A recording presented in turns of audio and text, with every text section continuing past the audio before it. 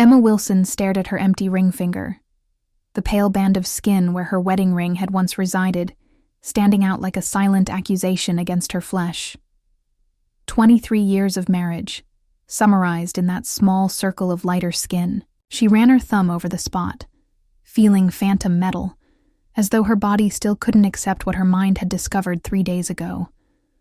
The morning had begun like any other Tuesday in their suburban Connecticut home. Sunlight streamed through the kitchen windows as Emma prepared coffee, the rich aroma filling the air. David had already left for work, kissing her cheek with absent familiarity before hurrying out the door. It wasn't until she was washing her hands after gardening that she noticed. Her wedding ring was gone. At first, she assumed it had slipped off while working with the soil. Emma spent 2 frantic hours on her knees, combing through the garden bed, sifting dirt through trembling fingers. When that yielded nothing, she retraced every step she'd taken that morning, checking between couch cushions, under furniture, and in every drain. "This can't be happening," she whispered to the empty house, her voice bouncing off walls that had witnessed 23 years of their shared life. The walls that had absorbed their laughter, arguments, whispered dreams, and lately, growing silences. Emma called David 3 times. Each call went straight to voicemail. By evening, a different possibility had taken root in her mind, one she refused to acknowledge until she saw him walk through their front door at 6:37, his shoulders hunched as though carrying an invisible weight. "Did you find it?" he asked, setting down his briefcase by the door. His voice was strained, eyes avoiding hers. Emma stood perfectly still in the center of their living room. "Find what, David?" A beat passed. 2. The grandfather clock in the hallway, a wedding gift from his parents, ticked loudly in the silence. "Your ring," he finally said, loosening his tie with fingers that didn't quite seem steady. "I noticed it was missing this morning." "How could you notice something was missing from my hand?" Emma said carefully. "When I didn't notice it myself until after you left." The color drained from David's face. At 49, time had been kind to him. Salt and pepper hair that made him look distinguished rather than old. Laugh lines that framed eyes the color of aged bourbon. But in that moment, he looked every one of his years, and then some. "Em, I need to tell you something." The world slowed. Emma could hear her heartbeat in her ears, could feel every molecule of air between them charged with something terrible. "I sold your ring." 4 words. 4 small words that crashed through their living room like a wrecking ball, destroying everything in their path. "You did what?" Her voice didn't sound like her own. It was too calm, too controlled for the hurricane. Spinning inside her chest, David's words tumbled out in a desperate rush. "I had debts, gambling debts. They were threatening to come after the house, after you. I tried everything else, I swear. But I was running out of options, and the ring was valuable enough to buy me time. My grandmother's ring." Emma's voice was barely audible now. The ring that survived the Depression because she refused to sell it even when they had nothing. The ring she gave to me on her deathbed. I know, David said, taking a step toward her.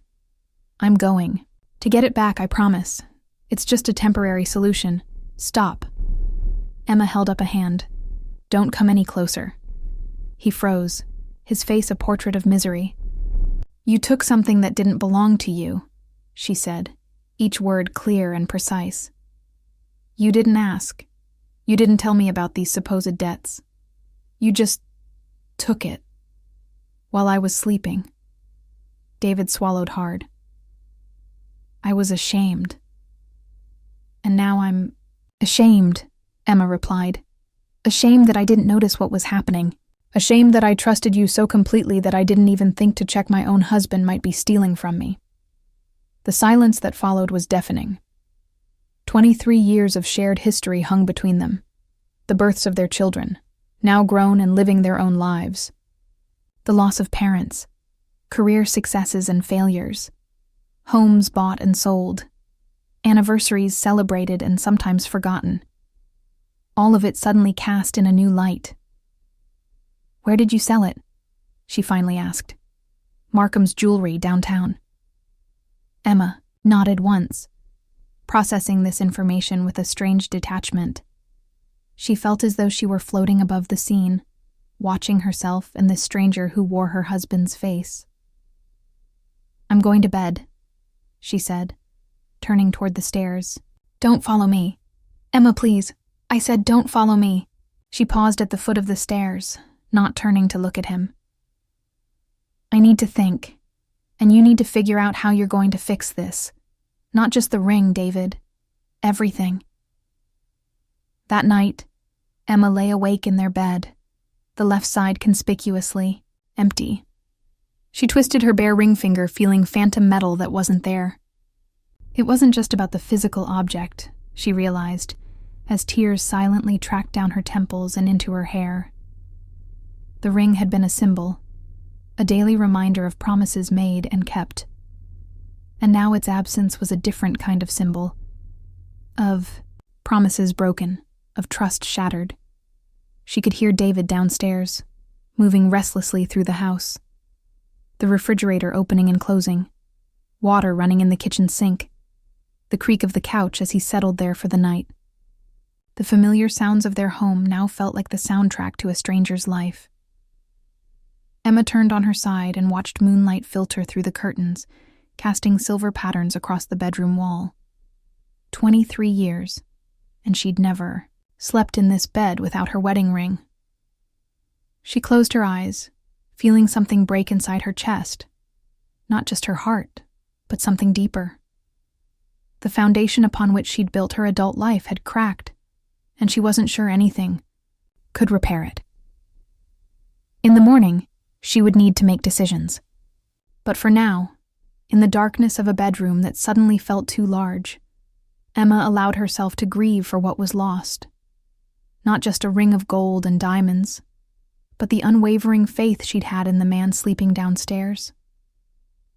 3 weeks passed, like molasses in January, thick, cold, and painfully slow. Emma moved through her days with mechanical precision, a well-programmed robot performing the functions of a wife without the emotional connection that had once made those actions meaningful. She still prepared breakfast each morning, though now it consisted of 2 plates set at opposite ends of their kitchen table. She still did their laundry, though she no longer folded David's t-shirts with the particular care she'd always taken before. She still asked about his day, though the questions were perfunctory, her attention already drifting before he could finish his equally perfunctory answers. The house was filled with a silence so profound it seemed to have physical weight. It pressed down on their shoulders at dinner, filled the spaces between words with lead, and stretched the minutes into hours. David had tried at first. He'd brought home flowers 3 days after his confession, pink roses that had always been her favorite. Emma had placed them in a vase with water, murmured a polite, "Thank you," and then left them on the kitchen counter until they drooped and died, petals falling like tears onto the granite. He'd suggested dinner at Giovanni's, where he'd proposed 24 years earlier. Emma had declined, claiming a headache that wasn't entirely fabricated.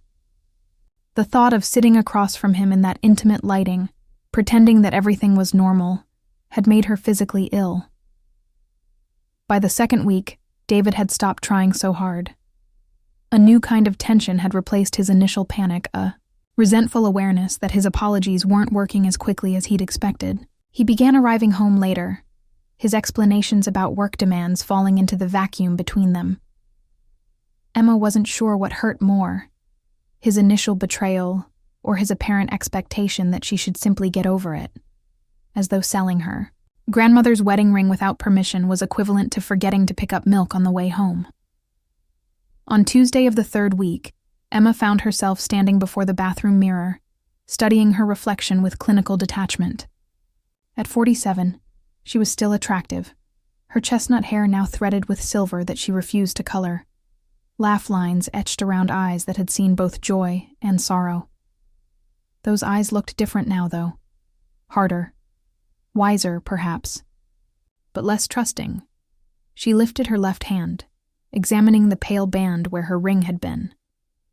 The skin was returning to its normal color now, the physical evidence of her marriage literally fading away. Emma wasn't sure how she felt about that. The memory of receiving that ring surfaced unbidden. Her grandmother, Eliza, had been 93, and bedridden, her once robust frame diminished to bird-like proportions. But her mind had remained sharp until the end, her eyes bright with the wisdom of nearly a century of living. "Come closer, child," Eliza had whispered, her voice papery thin but insistent. Emma had leaned down and her grandmother had pressed something into her palm, a small circle of gold topped with a modest diamond flanked by 2 smaller sapphires. 67 years I wore this, Eliza had told her.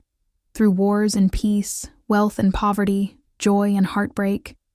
Your grandfather wanted to sell it during the worst of the Depression. We had no food, and 3 children to feed. Her fragile fingers had closed around Emma's. I told him I'd sooner cut off my finger than sell this ring. Not because it was valuable. It wasn't, really. But because it was the promise we made to each other. Some promises you don't break, no matter how hungry you get. Emma had worn that ring for her wedding to David 6 months later. Eliza had been gone by then. But Emma had felt her presence as David slid the ring onto her finger, his eyes shining with promises that had seemed unbreakable at the time. Now, standing in their bathroom 24 years later, Emma splashed cold water on her face, letting it shock her out of memory and back into her present reality. She dried her face with a fluffy towel, part of a set they'd received for their 20th anniversary, and headed downstairs to prepare a dinner neither of them would enjoy. The kitchen was her domain, a space where she had always found comfort, in the precise measurements of baking or the intuitive adjustments of cooking. Today she chopped vegetables with unnecessary force, the knife coming down on the cutting board with sharp, angry thuds. "Careful there." David's voice came from the doorway, startling her. He rarely came home before 6 these days. Emma set down, the knife carefully. "You're early." Meeting ended sooner than expected. He hovered in the doorway, as though unsure of his welcome in his own kitchen. "Need help?" "No." The word came out sharper than she'd intended. Emma took a breath. "No, thank you. Dinner will be ready in 20 minutes. David nodded, then lingered. Don't." She picked up the knife again, resuming her chopping with renewed vigor. "Not now." Another nod, and he retreated to his home office, closing the door with a soft click that somehow seemed louder than a slam would have been.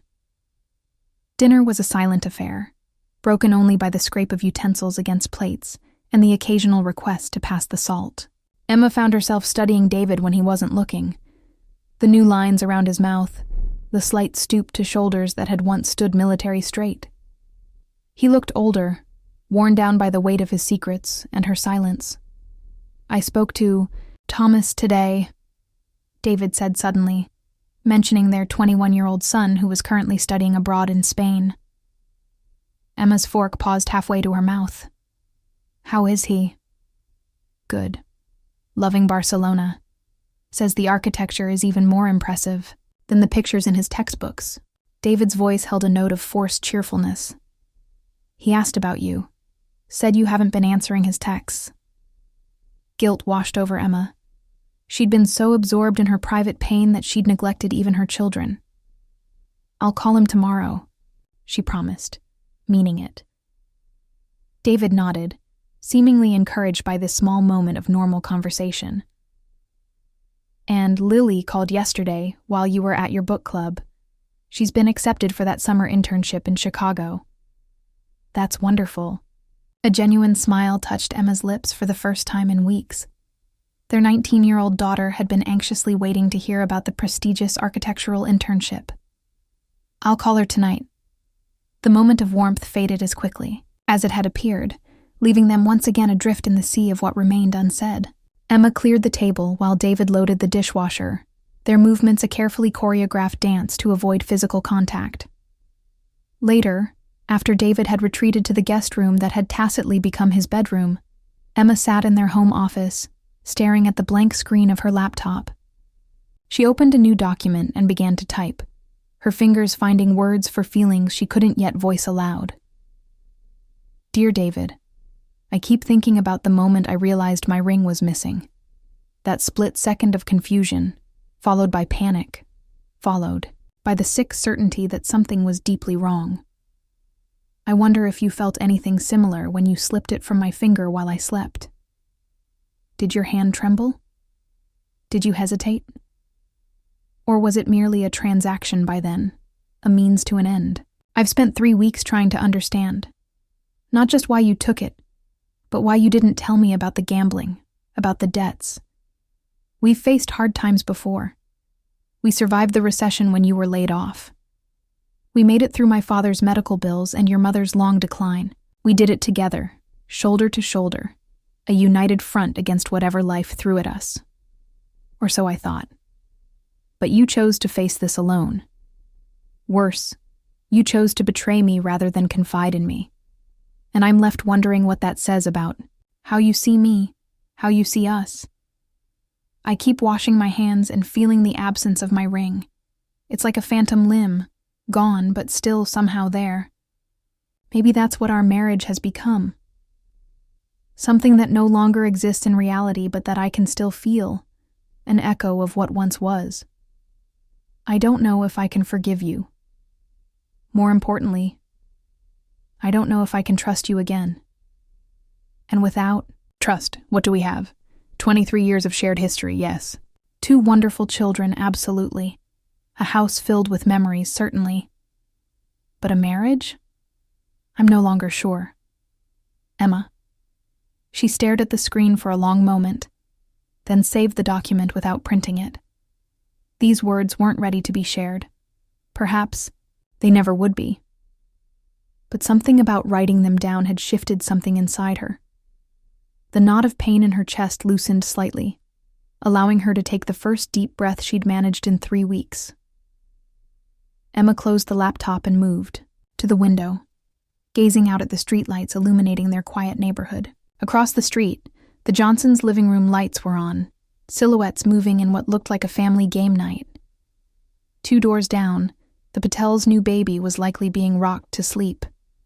All around them, lives were being lived, relationships, growing stronger or weaker with each passing day. She pressed her forehead against the cool glass, her bare ring finger tracing patterns on the window pane.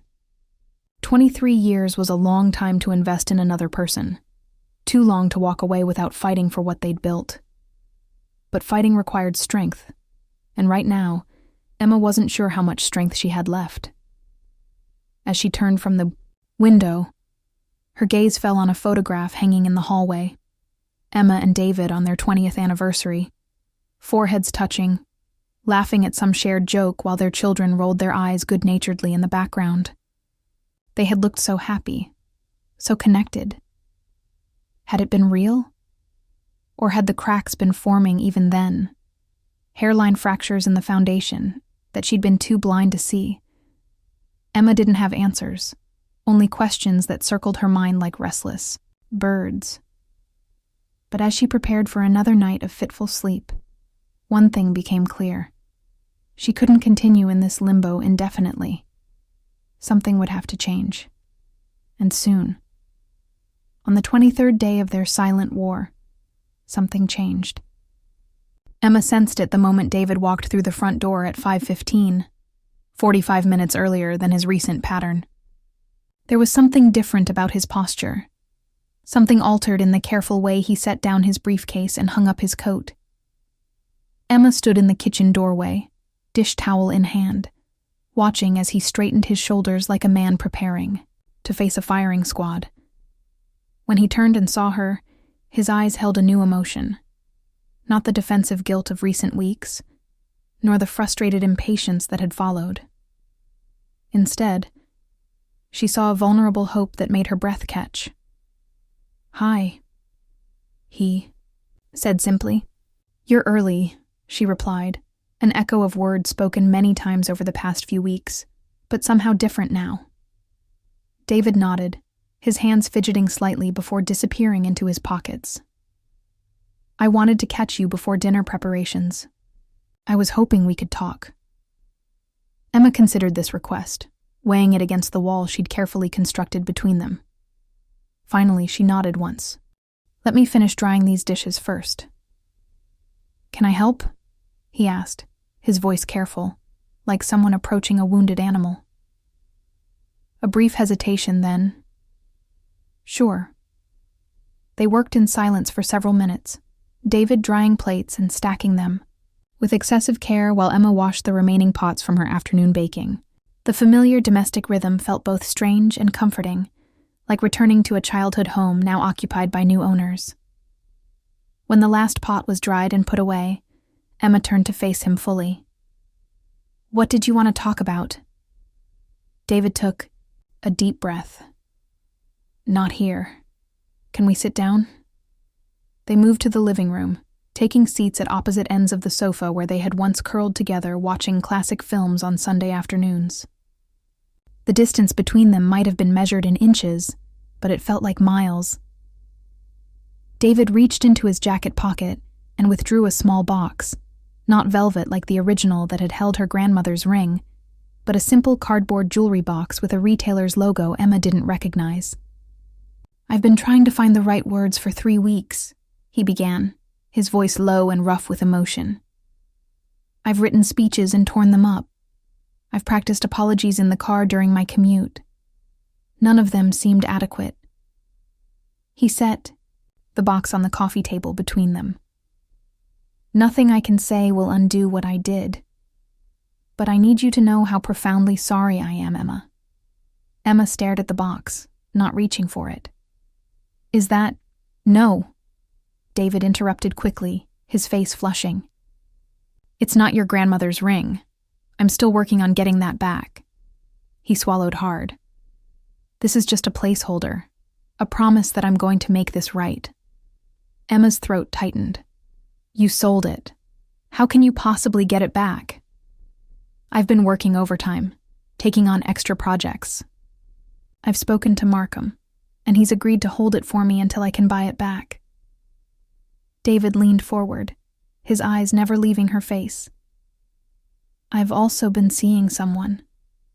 Emma's heart stuttered painfully. A therapist, David clarified quickly, seeing her expression. For the gambling. Twice a week since that night. I should have done it years ago, but I was too proud, too ashamed. His voice cracked slightly. I've been gambling since college, Emma. It started with poker games. In the dorm, then sports betting, then online poker. I'd stop for months, sometimes years, then start again when work got stressful or when I thought I needed a win. Emma closed her eyes briefly, memories reassembling themselves in light of this new information. The late nights he'd claimed were work.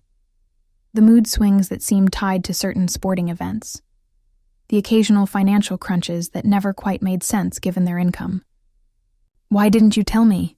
She asked, opening her eyes to find him watching her with naked anguish. Because you married a different man, he answered simply. You married someone responsible, someone worthy of your trust and respect. I couldn't bear to let you see this weakness, this addiction. He pronounced the last word with difficulty, as though it physically hurt to say aloud.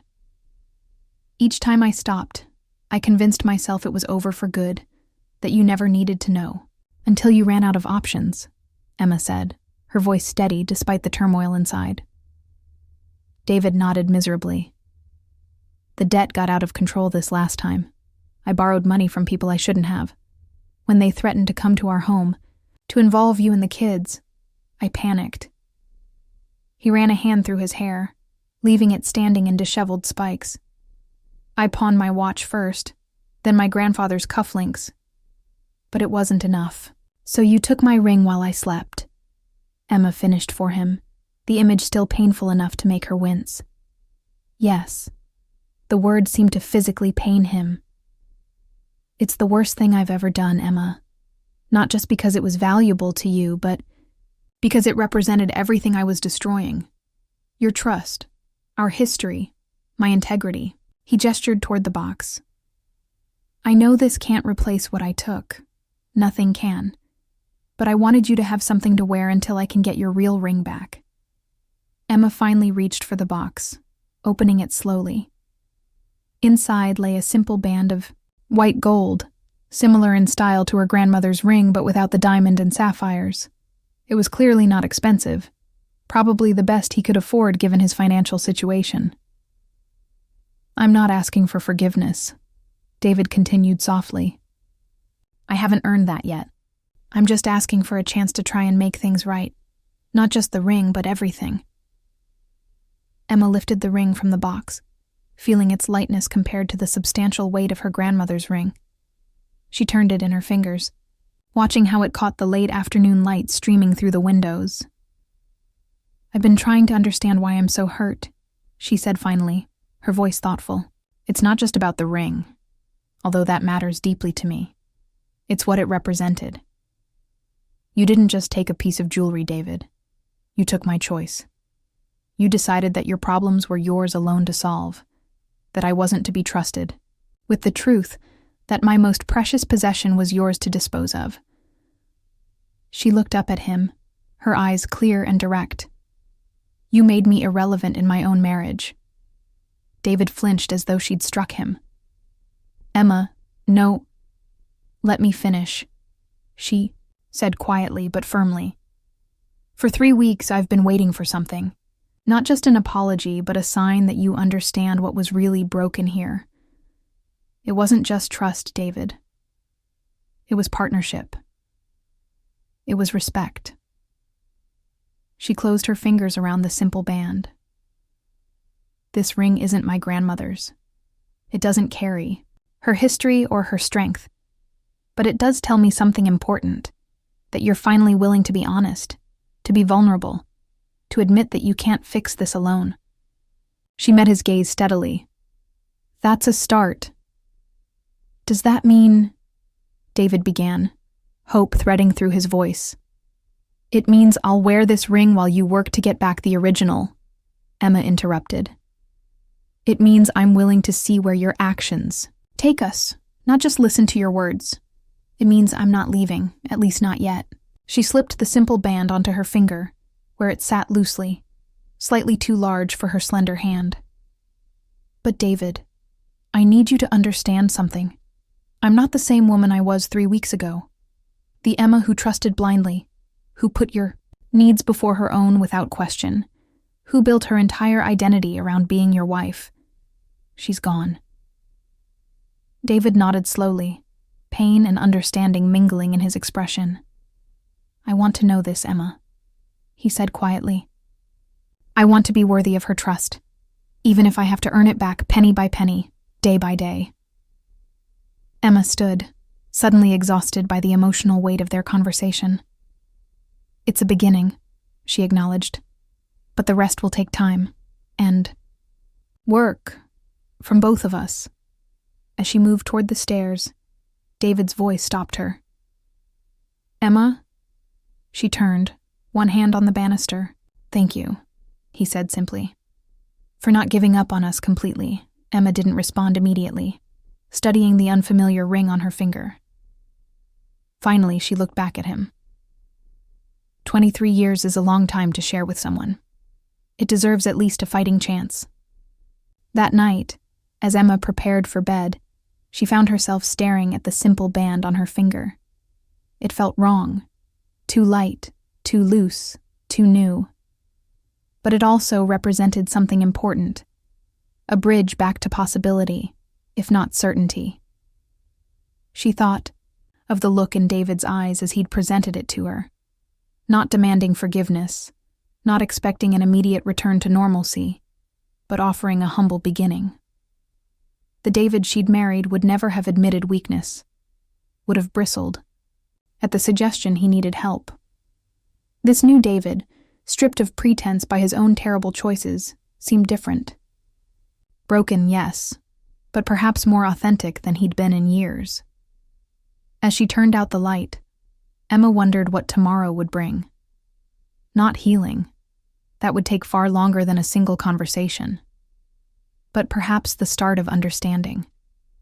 The first tentative step on a long road back to each other, or toward something new entirely. The simple ring caught the moonlight as she settled into bed, a pale gleam in the darkness. Not her grandmother's ring, with its weight of history and meaning, but a placeholder, a promise, a possibility. For tonight it would have to be enough.